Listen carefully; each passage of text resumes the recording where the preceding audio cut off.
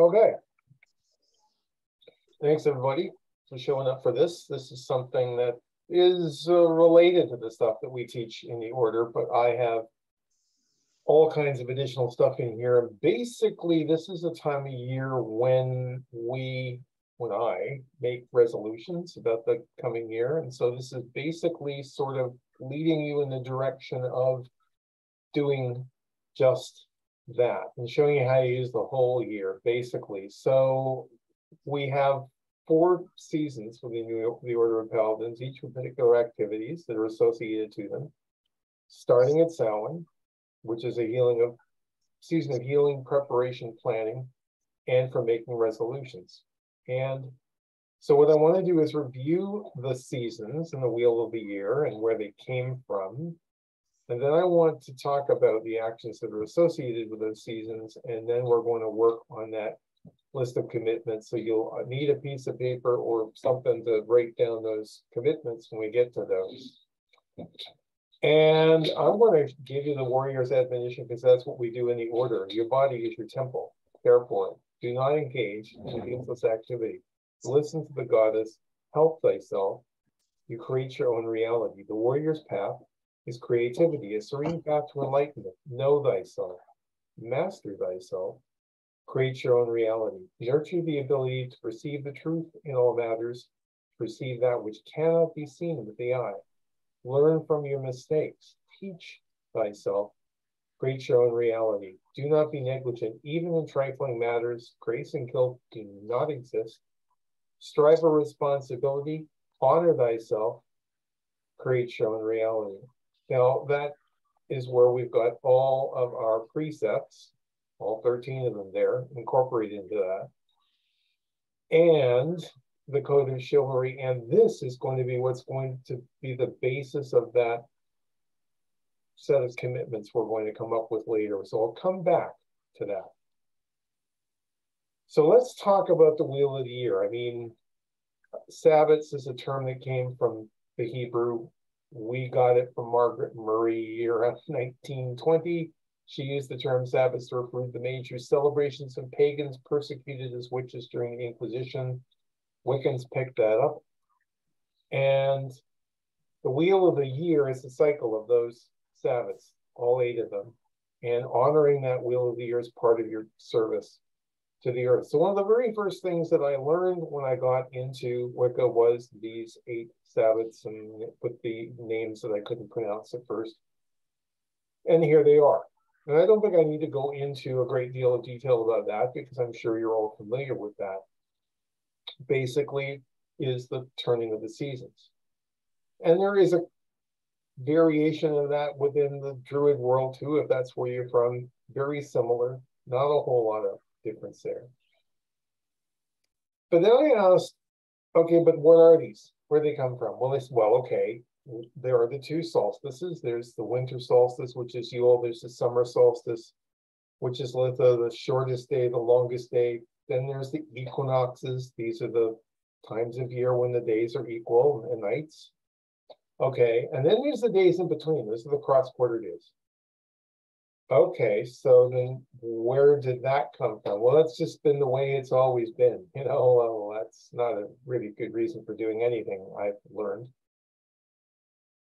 But I figured, well, there must be something behind this. And in the early days, I did figure out that the Celtic people from whom we got a lot of these traditions that are incorporated into these pagan beliefs of ours had to do with these herding people. Like Imbolc is the beginning of the lambing season, and Samhain is when you cull the herds and, you know, tighten your belt and that sort of thing. Okay, well, that sort of makes sense. It fits in. But I was sure that there had to be more to it. Now, I'm showing you a piece of sky here that you would see about 15 north latitude, which puts you in Mayan country, or Quiche if you're one of their descendants. And if you're looking east at sunrise, right there, you're going to see the sun coming up. But then if you keep going out day after day and note where the sun is rising, you'll notice that every day it goes a little bit further north until finally in June, it gets to a point where it stalls. It seems for about 4 days not to go any further. It keeps rising at the end there. And then what happens is it starts to go back, slowly but surely, to that middle point where you get to the autumnal equinox, where it rises due east. And then it starts continuing on towards the south. Sure, one day after another, as you watch the sun, it will rise a little bit further south until finally it gets to a point down at the southern end of this range where for about 4 days it stalls again. It doesn't go any further. It rises in that spot and then it turns around and comes back. So there's your horizon, and there is where the sun is rising. And this is something most people don't pay any attention to because our ancestors did. They didn't have calendars. This is how they figured out how things were happening in their world. Now we can't even see the horizon for high rises and stuff. Not as likely that people are going to notice this. But you'll notice right in between the solstices and the equinox and the midpoints, there's CQDs, that's cross quarter days, but they also have another name. There's zenith and there's nadir. So what is that? Well, in tropical cultures, Beltaine and Lughnasadh occur with a zenith sun, an Imbolc and Samhain, the nadir sun. What does that mean? Well, first of all, let's look at what's happening with the days during this period. The ancients all over the world noticed that on those cross-quarter days, the length of days either suddenly started increasing or decreasing. So shortening or lengthening at a much faster rate after August the 1st, Lughnasadh, or after Imbolc, or shortening or lengthening at a much slower rate, for example, after Samhain or after Beltaine. And if you look at a chart where you list the length of the days over a center line there for the equinoxes, you can see this. When you start at Lughnasadh and you go down through Mabon to Samhain, from one day to the next, the difference in the length of the days changes quite considerably from one day to the next until you get to Samhain, and suddenly it flattens. And the days aren't that much longer until you get to Yule. It sort of slows down. Same thing happens between Beltaine and Lughnasadh. You see how the curve flattens out. So now what is going on there? What exactly is an equinox? Can anyone here tell me? I mean, yes, it's the time when the day and the night are the same length, but why? What's going on? Does anyone here have any idea? See, we don't look at the sky anymore. You probably wouldn't notice this, but what's happening? At the equinox, as you see in this chart, you've got the plane there, which is the equator, and then you've got that plane, which is the ecliptic. That's the path of the sun around the Earth. The Earth is tilted at 23.5 degrees. So once every year, the sun crosses the equator at the vernal equinox, and then 6 months later, it crosses going the other way at the autumnal equinox. So what is happening at that exact point when the sun is crossing the equator, if you're in that equatorial region? You get a zenith sun, and it looks like this. What's missing? There's something vital missing from that picture. Can you tell me what it is? Shadow. Yes, because the sun is directly overhead, the zenith. That means right over your head. Here's another view of it. You can see the trees are sitting in the middle of the shadows. You can see this man here who's in Sri Lanka is standing there right on his shadow. That's what happens.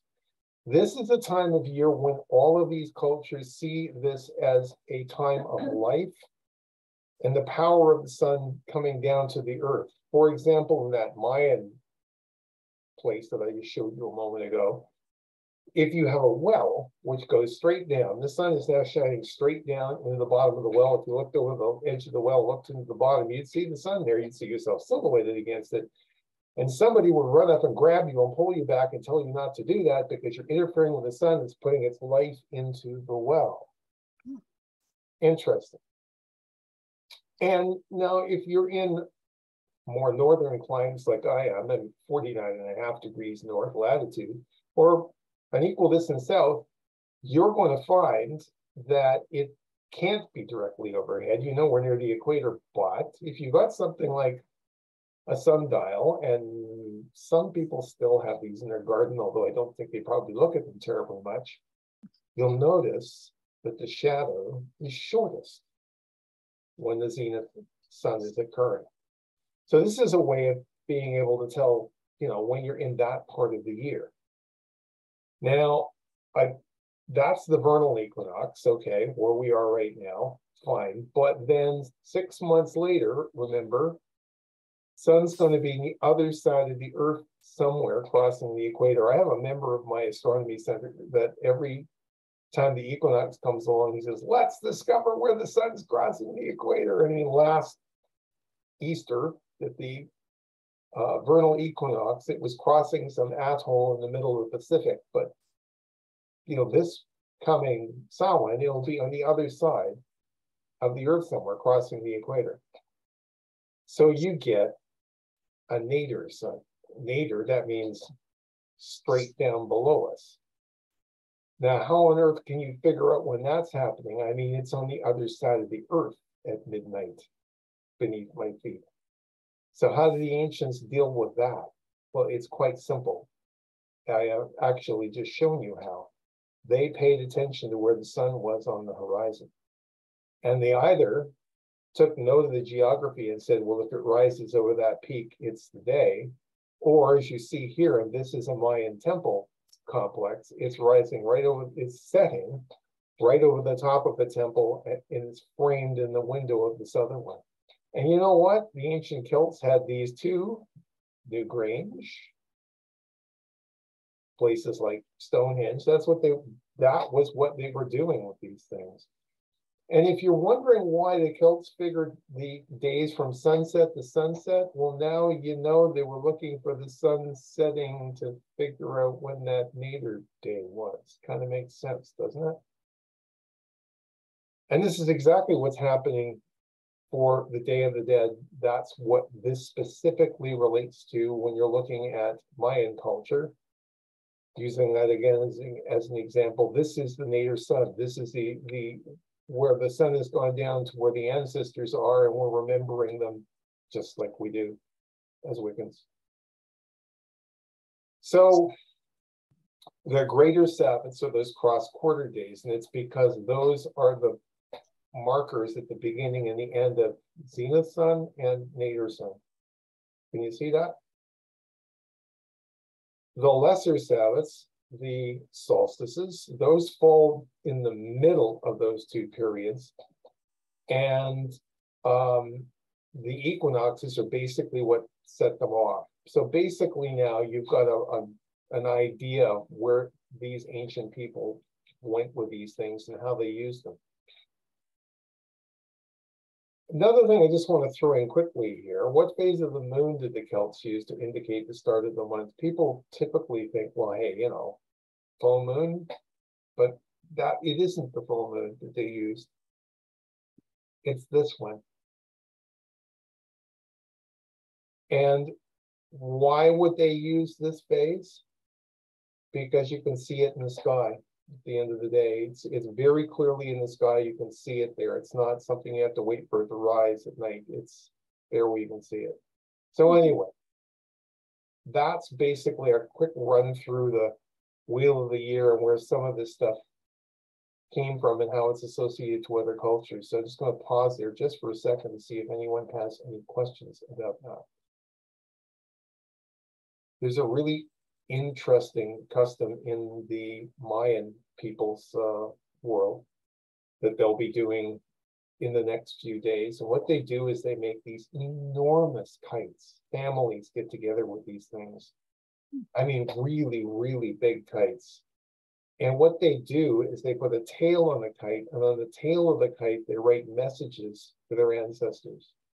And then they fly it into the sky to deliver those messages to the ancestors. Interesting. Okay. So what I'm going to do now is talk about how these seasons can be used in the warriors in the pagan traditions. And basically what we do in the Order of Paladins is we pair up the Sabbats with one fire festival and one solar festival into seasons linked to the 4 groups of magical weapons, which reflects the focuses of the ancient warrior, which pairs up one of the 4 Celtic solar festivals, the 2 equinoxes and the 2 solstices with, or the lesser Sabbats, with one of the 4 greater Sabbats, that's the zenith and nadir period. And these greater Sabbats are cross-quarter days.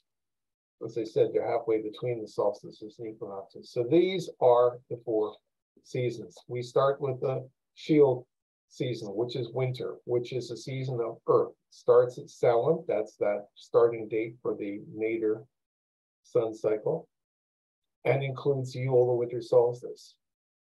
Then we have the sword season. This is spring, the season of air. It starts at Imbolc, which is the end of that nadir period, and includes Easter, the vernal equinox, which is that turning point which sends you into the next one. We have the spear season next, which is summer, the season of fire, starting at Beltaine, which is the start of that zenith sun period, and including Litha, the summer solstice. And finally, we have the cauldron season of autumn, which is the season of water, starting at Lughnasadh, which is the end of that zenith sun period, and includes the autumnal equinox Mabon, which sends us into the next cycle. So let's start with the seasons of Earth, Samhain, and Yule. That's where we are just about to go right now. Seasons of harvest and winter. It's the end of the harvest season, obviously. In ancient times, the harvest season, the warriors withdrew the winter quarters because it was time to heal wounds that you had acquired in the campaigning period. It was a time for repairing weapons, burnishing your skills, culling herds, curing meat. You tightened your belt, you tried to make it through until you got to a season where food was more readily available again. And it was a time to prepare and to plan, which is why you'd want to be working on things like resolutions at this time. It's the Celtic New Year's, celebrated from sunset on October 31st to sunset on November the 1st. And that's that looking for that setting sun, so I know that it's that nadir time. It marks the end and beginning of that sacred year. It's a time of year when the veils between our world and the summerland become thin.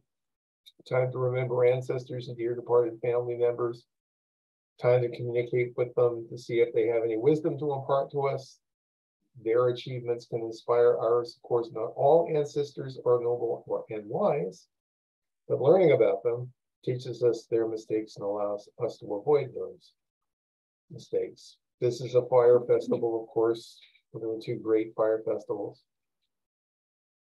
And it's a time when the Dumb Supper is held. And I don't know whether any of you have participated in that. I have. It's quite a profound experience. This is where you basically have a feast and you have a place at the table which is set for those who are no longer with you, and it is done in silence.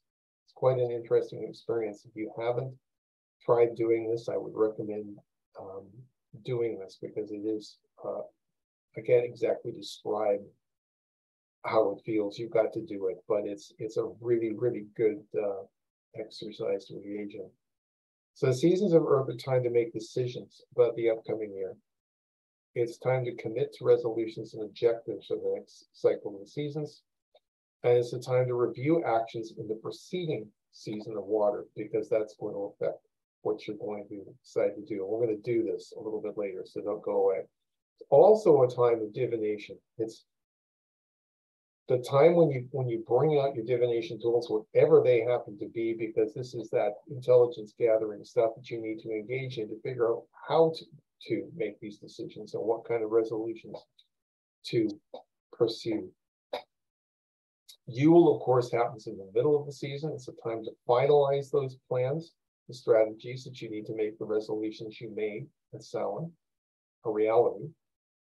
And it's time to make the preparations necessary to achieve your objectives. So there are certain things that you might need to get ready and put in place so that you can start working on these resolutions. It's traditionally a time to clean the household in preparation for the return of the sun. So this cleaning aspect is very important. As the light begins to increase, so do your plans begin to grow and take shape. And it's a time definitely to clear the decks for action. It's the time of year to finalize the list of things needed and the things to do for the coming seasons. You've got to get down to working on the objectives. One thing to come up with a resolution, it's another thing to come up with a plan and the actions you have to go through to make this come into reality. You have to turn your list of objectives into a to-do list, which outlines all the steps that are necessary. And it's time to put down the magical foundations for what you hope to accomplish in the coming cycle of seasons. So this brings us to the next season, which is the seasons of air. This is in bulk and Easter, season of beginnings. It's a time to convert plans made in the season of earth into action. Or as the old proverb says, the shortest answer is doing. The time of mobilization, it was a time of year when the warriors were called to service from winter quarters. It's when the warriors commence work on the resolutions and plan made in the seasons of earth. It's a greater Sabbath, of course. It's right in the middle of this nadir period that I spoke to. It's the midpoint of the dark half of the year. This is about beginnings, and it's about consecration. It's time to put your plans and resolutions into effect. It's a time of beginnings and consecration. It's a time of commitment. It's a time for doing magic for success. The time for making resolutions is done. It's time to get to work. A thought that does not result in action isn't going to amount to much. Time when your project should start to take shape. And it's time to plant the magical seed that will grow into the object of your desires. This is why it's related to deities like Breed, who was a Celtic goddess whose threefold aspect rules smith, craft, poetry, inspiration, and healing. And it's a time when we do anvil magic, and don't want to get to a lot of detail about this. I've done a whole class on this in the past, but basically what we would do in the order is we have an anvil and a hammer here. This is how it started in any case. And basically we invited people to come forward and imagine that they were forging whatever it was that they wanted to bring into manifestation and strike the anvil with a hammer. Now we learned right from day one that some people went through a fairly tame process of hitting the anvil because they were focusing their mind on this. This was just a focusing tool. Some people came up and they just pounded on this thing, and it was very clear that what they were trying to do was get some energy out there. And so we came up with another option for this, which was one of our members with a focus pad, and you gave them a boxing glove and you allowed them to do it that way. Either way, it works. It's very powerful. If you're interested, get a hold of me. I'll tell you more about it. So Easter is in the middle of this. This is that spring or vernal equinox. This is where the sun is crossing the equator. And this is the beginning of spring. And it's a celebration of the return of life to Earth. It is named for a German goddess, Easter. The Christians grabbed that and tried to Christianize it and turn it into something else. Her totem animal is a rabbit. Where that comes from. My wife saw this thing on Facebook the other day where in front of the church, they had this sign. They were saying that rabbits were male and they weren't Christian, and they,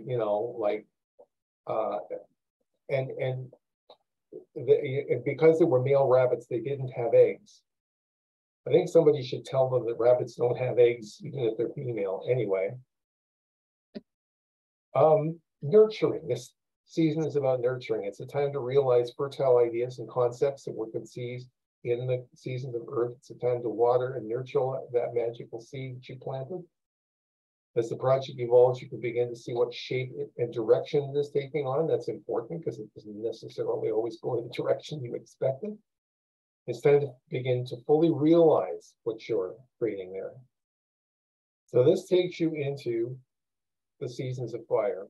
This starts at Beltaine. Summer season was the campaigning season for warriors in ancient times. This is when the weather was most favorable to campaigns in action.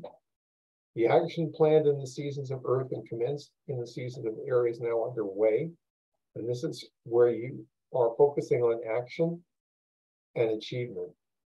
It's a greater Sabbath, it's a fire festival.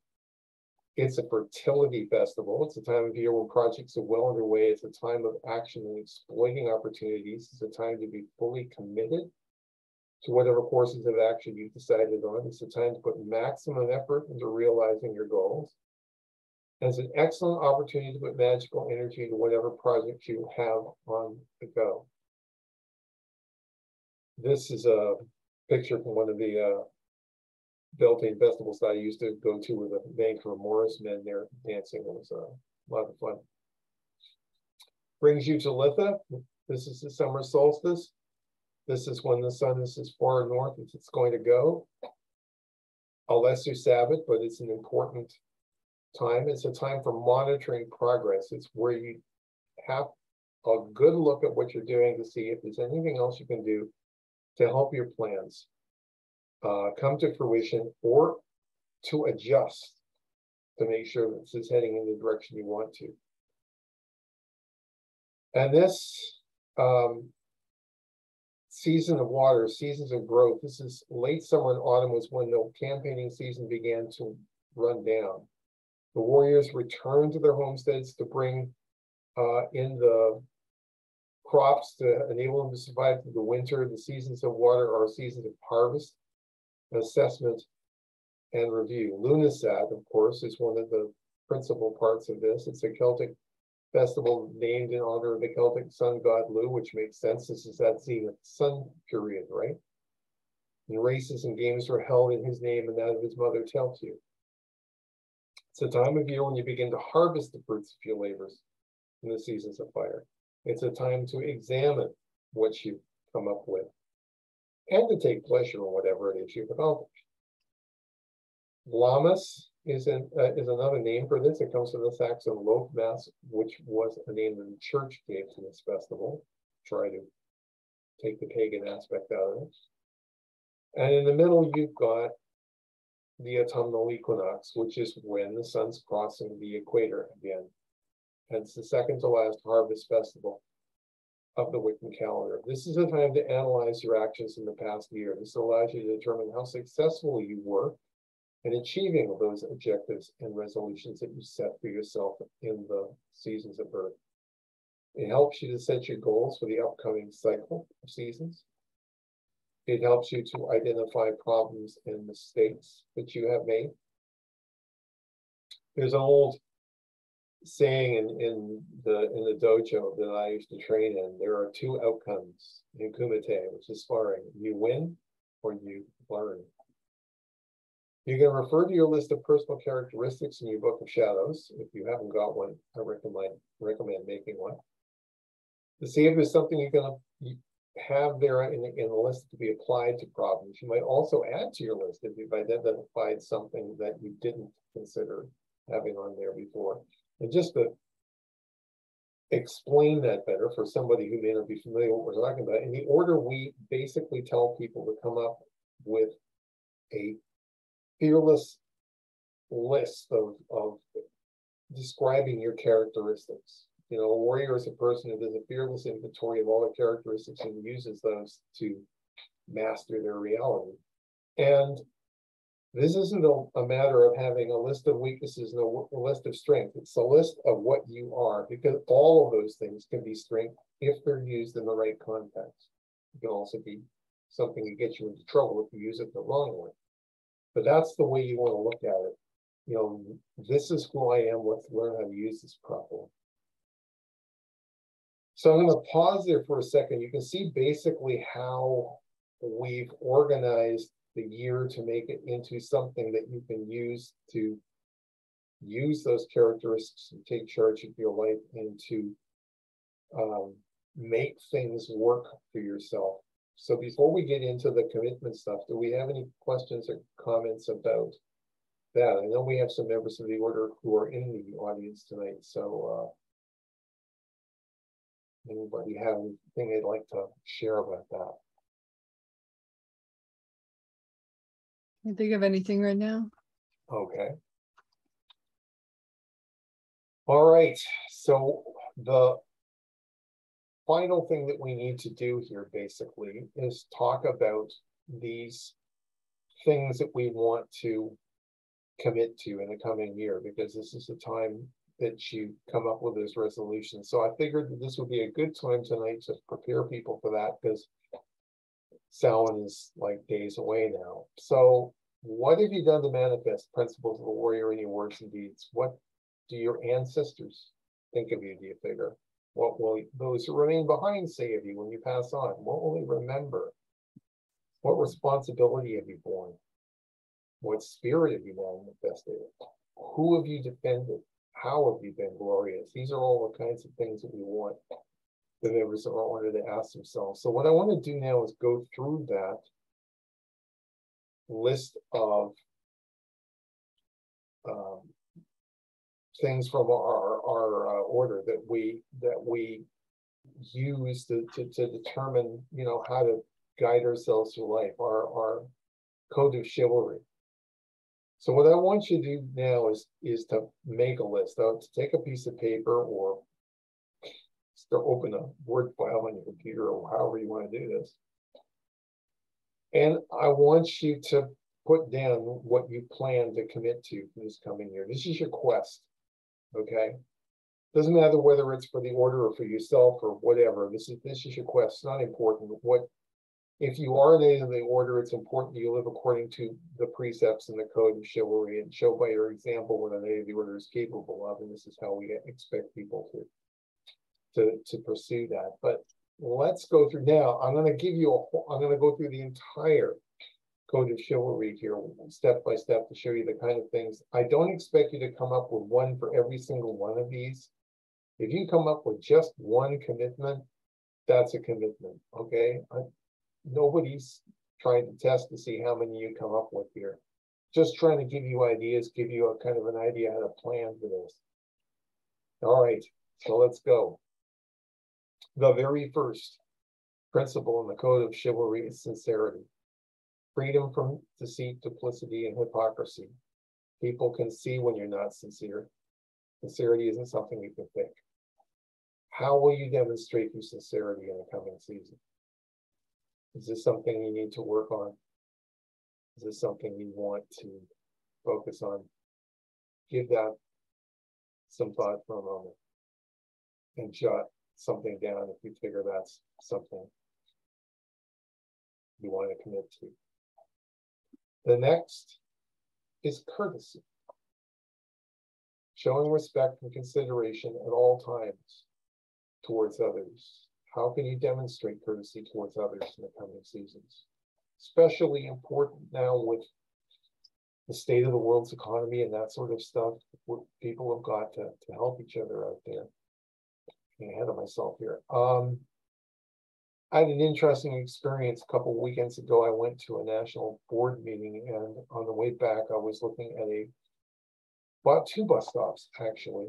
And sitting at the bus stop were a whole bunch of young white kids, both genders, like this, and completely ignoring people who had come to the bus stop who were disabled. They were sitting, they were completely focusing. And yet, I'm on the Sky train, someone gets up out of their seat, leaves the train, and they leave a card on their seat, and this young Chinese teenager grabs that card, and he's racing across the platform, and he's got that card to them, and he just made it back before the doors closed on the train. So, I mean, you know, there is some people out there are very self-centered and very entitled, and there are other people that really understand what courtesy is all about. Something I think is really important in today's world. Compassion, which is related. This is sympathy and consideration for others. This is not being self-centered. Compassion is one of the ethic principles in Beltaine's charge of the goddess. Let my worship be within the heart that rejoiceth, for behold, all acts of love and pleasure are my rituals, and therefore let there be beauty and strength, power and compassion, honor and humility, mirth and reverence within you. It's another thing you can't fake. So what do you think? Is there something you can do that would show the world compassion? How will you demonstrate that towards others in the coming season?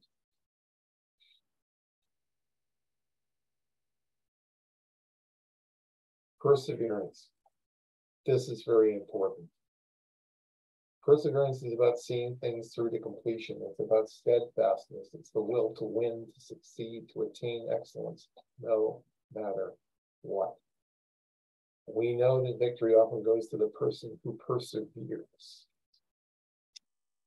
So how can you demonstrate perseverance in the coming seasons? How can you hang in there and make it across that finish line? What's it going to take?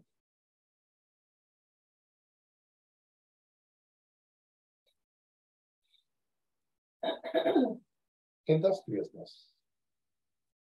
It's the key to success in life. You can't achieve anything without hard work. It's all about living life to the full, to being creative. And it's related to that law of threefold return we all heard about in the early days in Wicca. You get out of life what you put into it. And the more you put in, the more you get in return. You know, you pay it forward. So, what do you think? How can you be industrious in the coming seasons?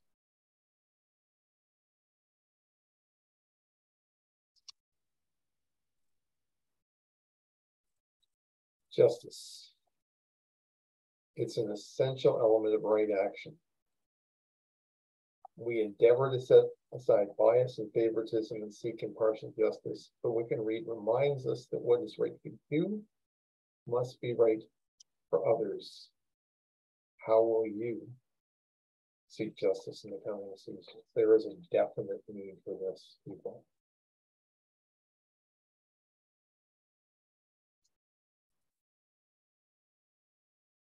Loyalty. Showing your love and concern for comrades in arms by being supportive, not enabling. It requires keeping your word, supporting your fellows. This is not fealty, which is a formal acknowledgement of loyalty to a lord. We are not vassals, okay? Not talking about that. How can you demonstrate your loyalty to others in the coming season?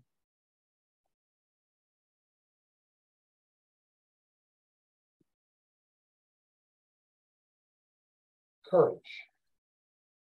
Who dares, wins. Daring involves letting go of your inhibitions and doubts.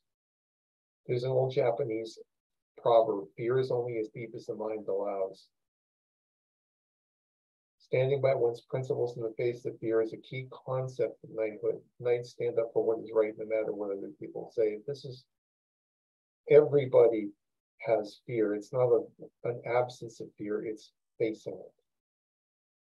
And by setting this example, you liberate other people from their fears. So, how will you be courageous in the coming season?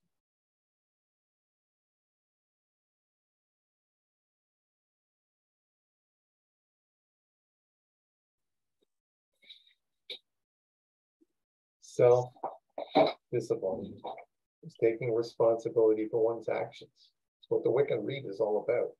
Simple disciplines practiced every day, that's what you need for success. Self-discipline is about having an unwavering purpose. It's the channeling of your awareness to focus precisely on that which you want with burning intensity. So how will you exercise self-discipline in the coming seasons?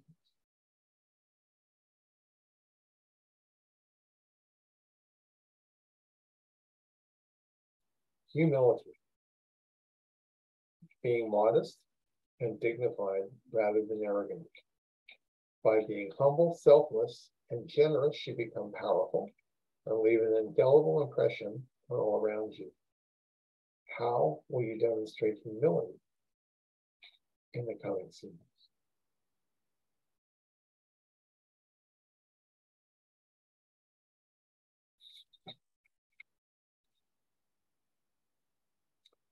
Largesse. It should be expanded beyond family and friends to embrace the greater community whenever possible. it's linked to that threefold law of return. You put something out there, it comes back to you.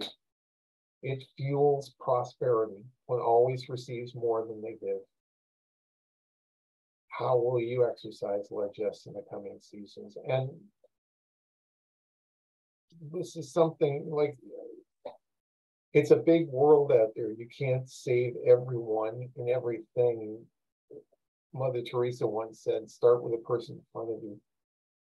If you can't feed the world, feed the one standing in front of you. It doesn't have to be something massive, just something simple will do. Truth. There's an old Hopi saying, truth doesn't happen, it just is. Being committed to truth and clear perception is a fundamental principle of knighthood, which ties it to the precept, nurture the ability to see the truth in all matters. We honor our comrades in arms by being respectful and honest. We don't enable people here.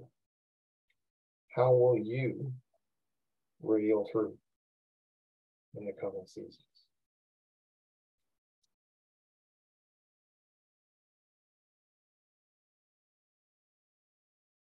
And honor.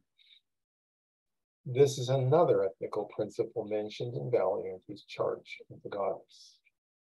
It's defined in Webster's new 20th century dictionary as a sense of what is right, just, and true, dignified respect for character, springing from probity, principle, or moral rectitude. Basically, what we're talking about here is right action. It's being mindful of how your actions reflect upon yourself and your community. That's that we can read thing again. So how will you demonstrate honor in the coming seasons?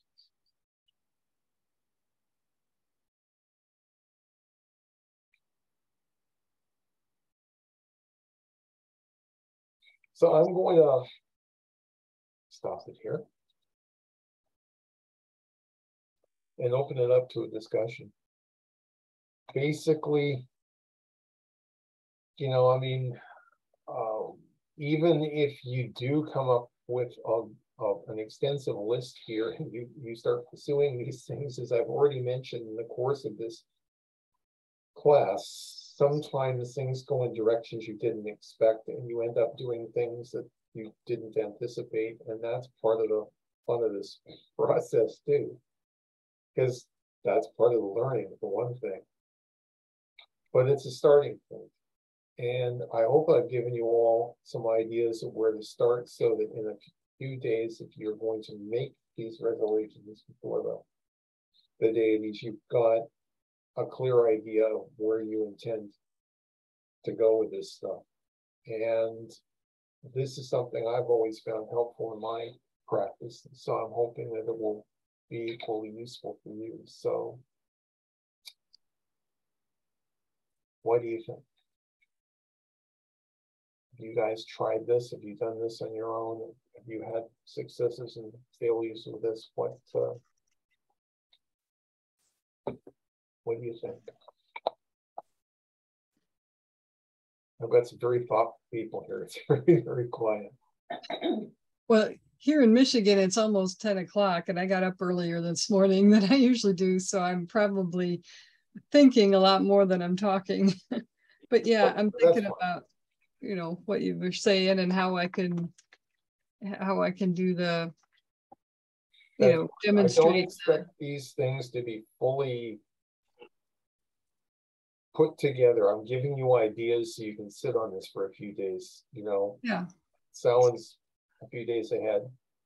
This gives you time to think about it, gives you some ideas. If you're trying to figure out what the heck am I going to do? What am I going to commit to here? Hopefully I've given you an idea of not only what to commit to, but then once you have, how do you make it work?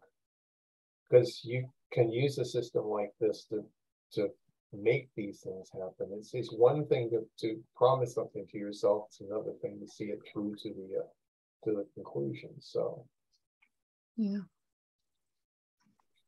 Yes, Amber.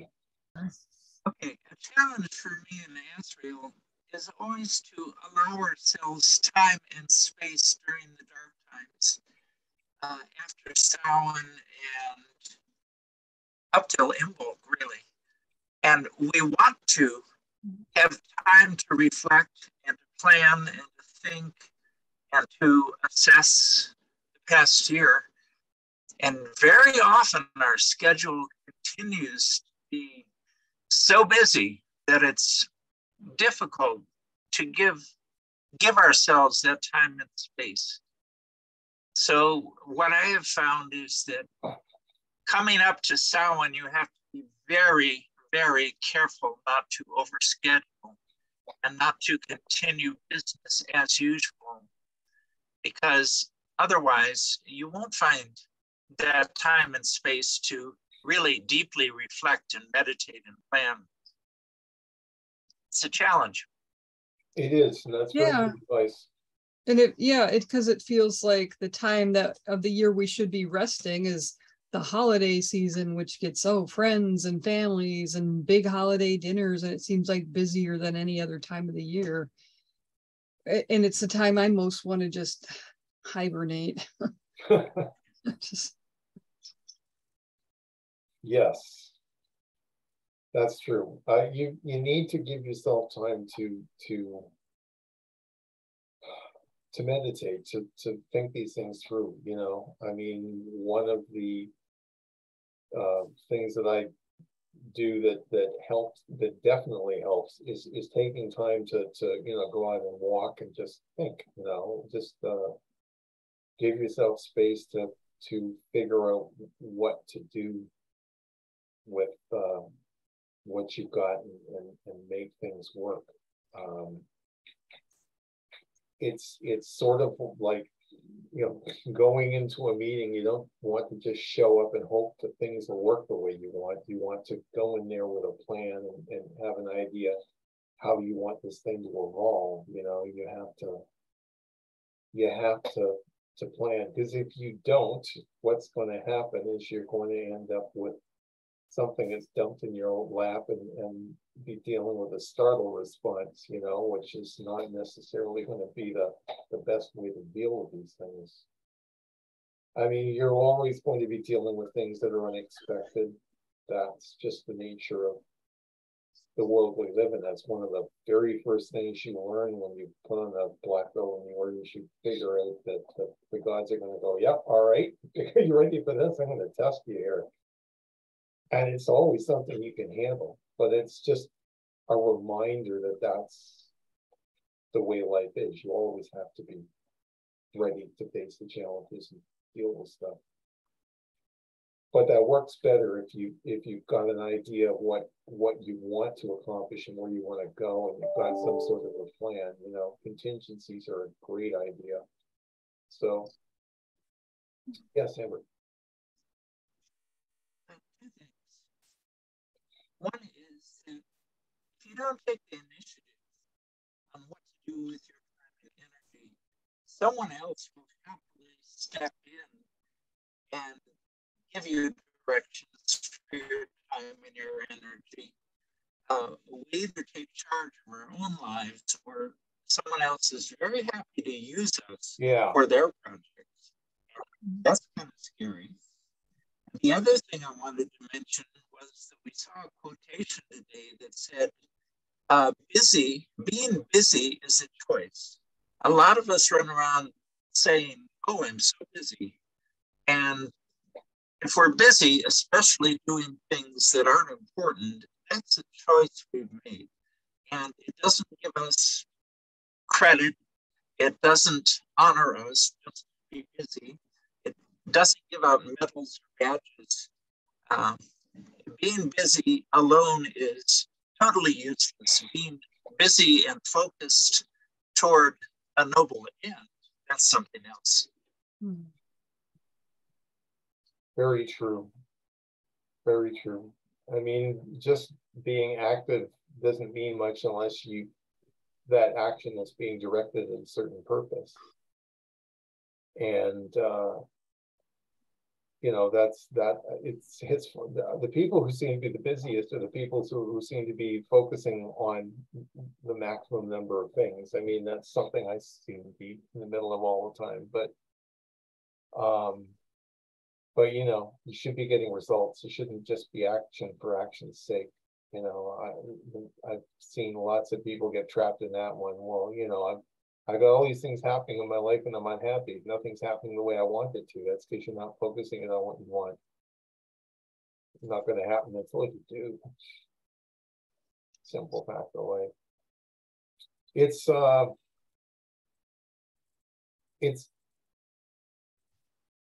another focusing tool. Basically, I mean, a lot of what we're talking about when we're talking about using magical energy, and I mean, you are the source of that. You can name any number of different tools, the magical weapons. I mentioned magical weapons at the beginning of the presentation, and they are associated to each of the seasons, but I didn't go in that direction because, I mean, they're focusing tools. They're things you use, but essentially the action's coming from you, not some wand or sword you're holding in your hand. That's just something you might use to make things happen for yourself, but essentially you are the source of this, and none of these things work unless you do. So didn't want to get tied up in that sort of thing, but I mean, that's something we can talk about in another lesson. We certainly spend a lot of time getting people to understand how those things work and figure out what their particular magical weapon is that is the focus. You shouldn't know how to use them all, but there's generally one or maybe two that work better for you just because of the way you are put together, and that's good. Any other thoughts? Haven't heard from anybody else here.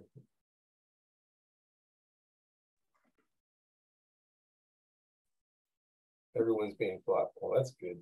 Nothing wrong with that. Well, if nobody else is going to say something, I'll fill the space.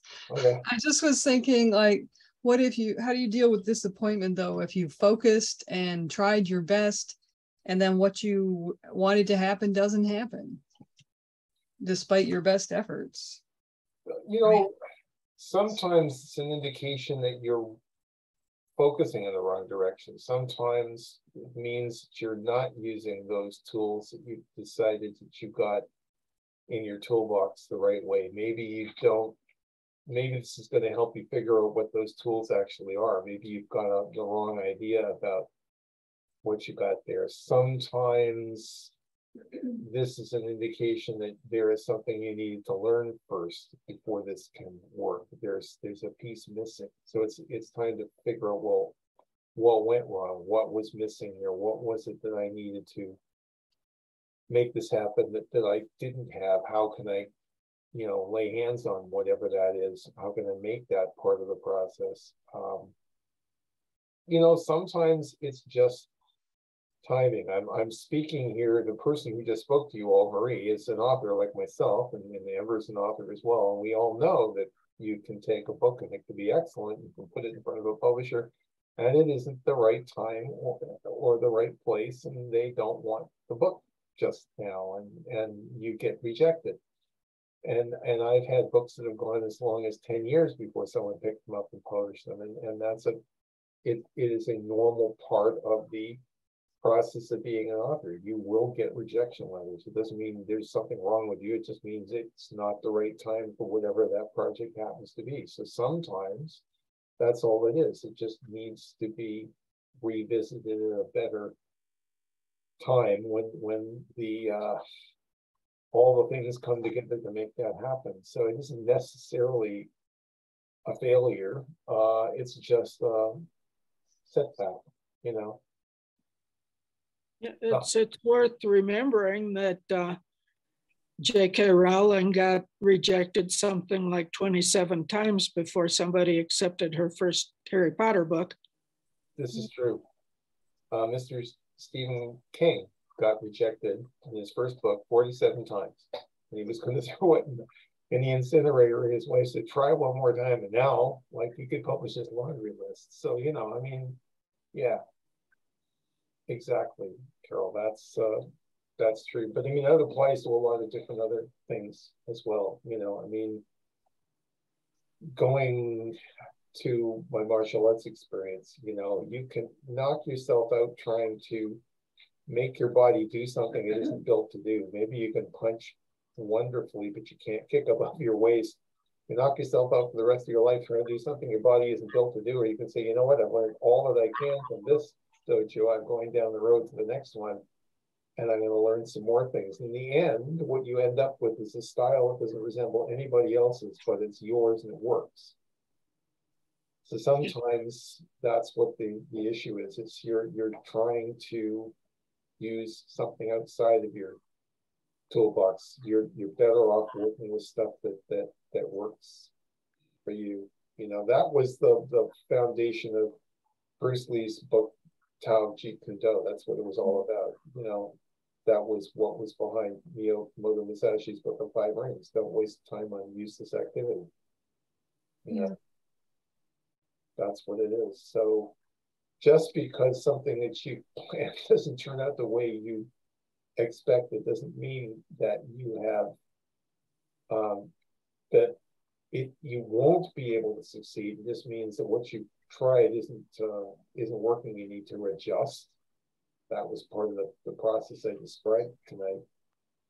You know, during the process, is this working? Do I need to adjust something? Do I need to head in a slightly different direction? You know, sometimes you get out there figuring this is the way it's going to go, and you realize it's got to go in a different direction because it was something you didn't think of when you started, or you didn't realize was going to be an issue until you got going. You know, you've got to stay on top of it and adjust to keep going.